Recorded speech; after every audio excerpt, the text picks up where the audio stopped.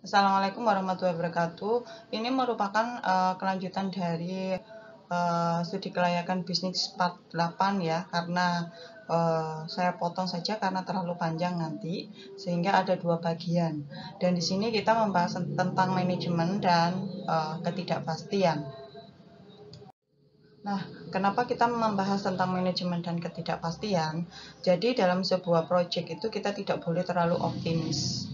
Jadi dengan optimistik yang terlalu tinggi membuat kita seolah-olah yakin bahwa tidak ada resiko dalam sebuah bisnis, dan itu salah.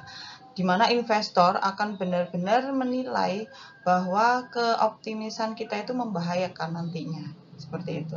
Jadi semua proyek itu pasti memiliki resiko, dan kita harus pandai-pandai memproyeksikan berapa resiko yang mungkin ada dan mungkin timbul dari sebuah proyek. Nah, ini yang pertama untuk investor, yaitu mengenai perencanaan di sini. Investor pasti akan menanyakan atau menganalisis mungkin ya dalam proposal kita, apakah permintaan barang atau jasa yang akan adakah permintaan barang atau jasa yang akan diproduksi itu ada atau tidak. Jadi memang sangat penting sekali di awal-awal proyek kita itu melakukan perencanaan atau dan juga prestudi, yang isinya pasti ada prestudi terhadap sebuah proyek. Jadi memang apakah ada permintaan barang atau jasa tersebut atau tidak. Jika memang tidak ada, ya maka kita tidak bisa meneruskan proyek tersebut karena memang tidak dibutuhkan oleh masyarakat, seperti itu.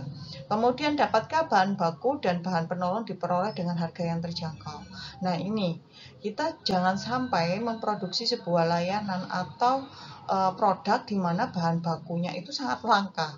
Nah, ini impossible sekali ya kalau produknya bahan bakunya langka, dan itu pun sekarang sedang saya alami, yang di awalnya produk ini tidak langka, banyak sekali di pasaran sebagai bahan utama produk yang diproduksi.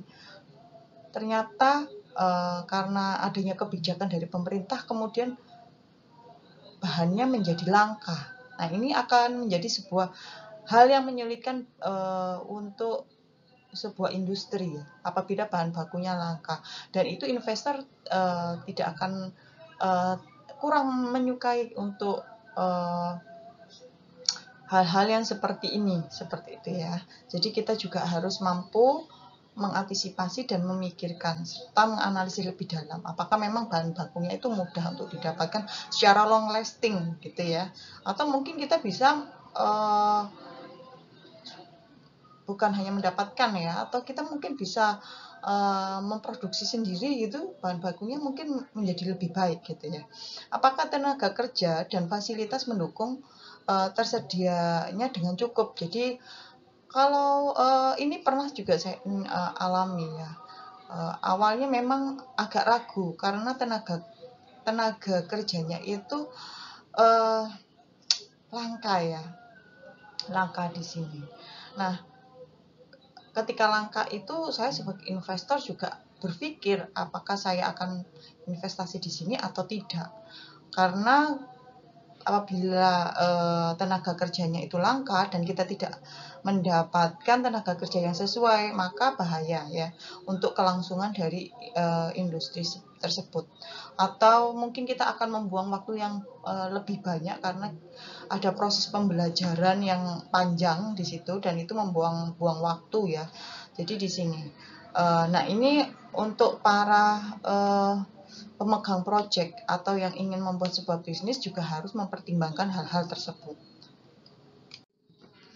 Nah, investor juga akan menganalisis juga atau menanyakan apakah pabrik dengan kapasitas dan jenis tertentu bisa dibangun dengan biaya yang sesuai dengan kemampuan.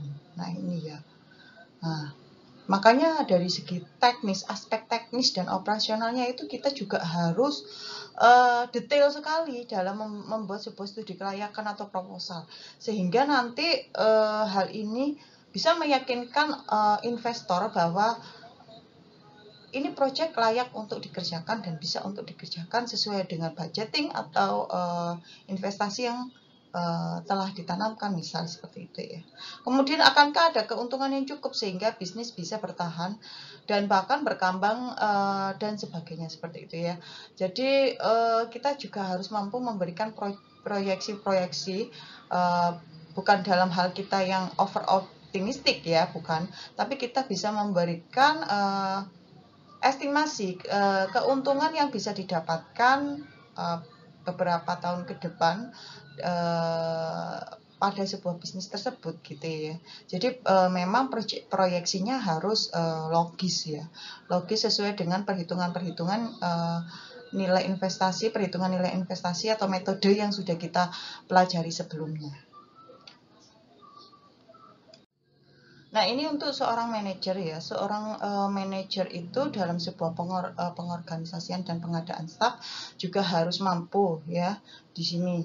Harus mampu juga melakukan perencanaan ya, dan juga memperhitungkan ya kebutuhan daripada kapasitas bisnis dan tenaga kerjanya itu bagaimana, mesin-mesin dan kondisi tenaga kerja yang tersedia bagaimana.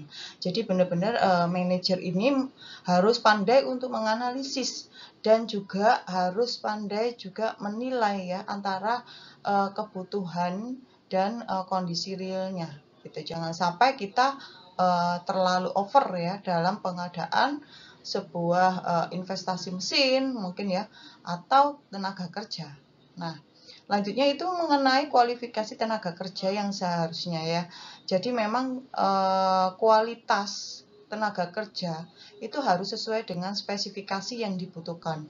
Jadi jangan sampai kita memaksakan spesifikasi tenaga kerja pada posisi tertentu, sehingga itu akan menyulitkan perusahaan ketika kita akan upgrade atau kita akan naik level. Nah, tenaga kerja tersebut sangat susah untuk mengikuti ya, atau mengikuti perkembangan dan perubahan yang ada seperti itu. Atau mungkin bisa jadi nanti stres pada karyawan ya, karena memang bukan spek dan kemampuannya, tapi kita paksakan di tempat tersebut. Kemudian tugas, wewenang, dan tanggung jawab tiap-tiap tenaga kerja sesuai dengan bagan organisasi yang dibutuhkan. Jadi manajer harus mampu untuk membagi tugas dan wewenang serta tanggung jawab kepada staf-stafnya atau staf lininya dengan tepat ya. Kenapa harus tepat? Karena kita sudah memiliki bagan atau desain organisasi atau lebih familiar dengan struktur organisasi dan kita harus membaginya. Dan di sini pembagiannya itu harus sinkron dan kronologis ya. Sehingga tidak terjadi bentrokan atau cross terhadap tugas dan atau wewenangnya nanti. Nah, untuk manajer juga harus mampu untuk menjadi sebuah supervisor ya. Di sisi lainnya, manajer juga harus dan dituntut untuk mampu mengawasi sebagai badan pengawas juga. Ya, di mana kebijakan, tujuan umum dan juga studi kelayakan itu merupakan basis ya. Basis seorang manajer untuk melaksanakan sebuah proyek. Jadi benar-benar kebijakan, tujuan umum perusahaan dan studi kelayakan itu benar-benar dipegang. Oke. Jadi memang harus sangat-sangat menguasai di situ.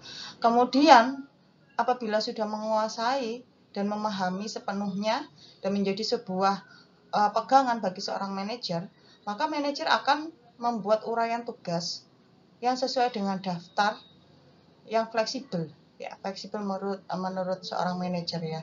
Jadi manajer itu mampu untuk menguraikan sebuah tugas-tugas ya. Jadi membreakdown dari kebijakan, tujuan umum dan studi kelayakan tersebut, membreakdown beberapa tugas yang harus dia kerjakan. Salah satunya yaitu mengawasi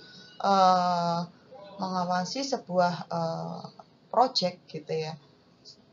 Nah, dari uraian tersebut, uraian-uraian tersebut itu pasti terdapat beberapa macam checklist yang pasti salah satunya yaitu manajer akan menjadi seorang pengawas di sana ya. Jadi apakah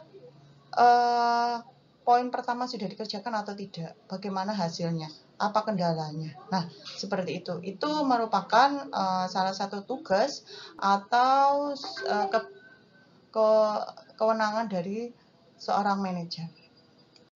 Nah, kita juga harus memahami bahwa pada studi kelayakan berbasis ketidakpastian itu karena ada hal-hal yang tidak bisa kita pastikan atau pegang ya, karena mungkin terjadi perubahan di tengah jalan itu bisa saja terjadi. Maka kita harus dapat melakukan proyeksi atau peramalan dari sebuah ketidakpastian yang mungkin itu terjadi. Jadi kita harus bisa membreakdown hal-hal yang mungkin menjadi penghalang kita atau menjadi hal-hal buruk yang mungkin kita hadapi dalam sebuah proses.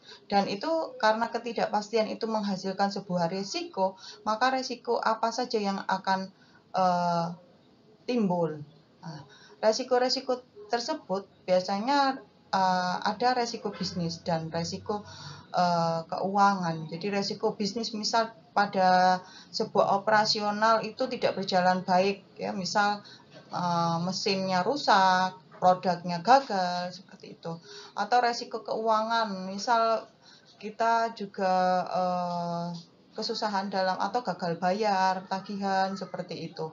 Itu merupakan sebuah resiko-resiko.